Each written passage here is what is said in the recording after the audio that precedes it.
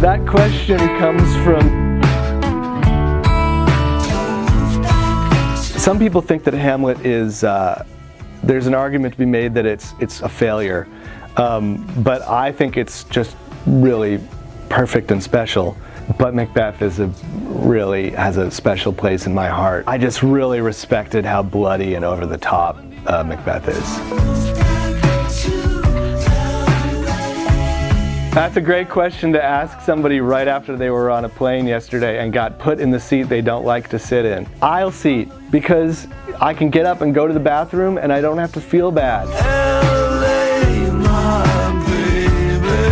I think handwritten letters are so rare these days that they almost are like a work of art in and of themselves. Clearly a handwritten letter is superior, but in real life I write emails way more often. She knows who she is and what I like. Oh, a card game is classy. You know, like, people have been playing card games for a really, really long time, and it connects you with something kind of old about humanity. I'm gonna say a 30 rosary. Lord of the Rings has less of a mercenary capitalist aspect, at least at the very beginning. But I do really, really like Star Wars. I have to admit, I feel a little guilty about that, just because I feel sometimes like I'm just like eating the corporate jello or whatever, but I really do like Star Wars, so whatever.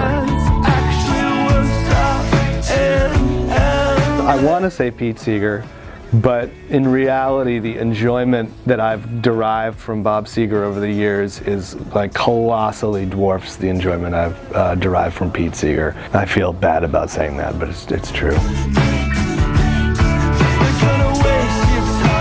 I think vegetarianism is kind of superior, but I just secretly really do like eating meat.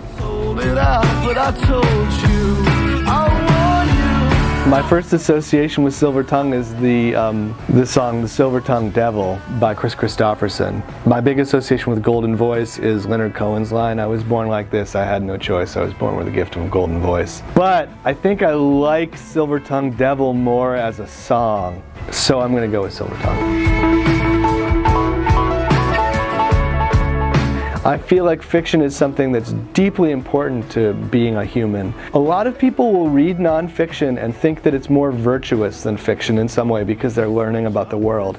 I don't think that's true. There's a lot of studies that show that reading fiction is really, really good for your empathy, and I feel that it's also very good for your creativity. So I like them both, but I'm going to give a slight advantage to novels.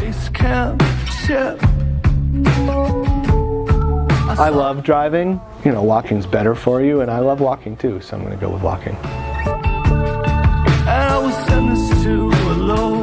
I like Seth Rogen's movies. I've definitely enjoyed a lot of them, so I guess Seth Rogen. So that question comes from a tweet that I had where I was like, sometimes I don't know whether I want to go on an epic screed or a bizarre rant.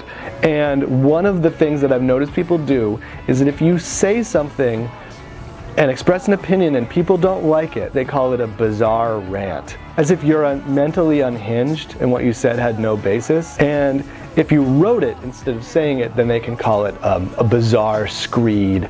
So I just was in my like sort of lighthearted, maybe overly complicated way, I was trying to like make fun of those two stock pieces of language.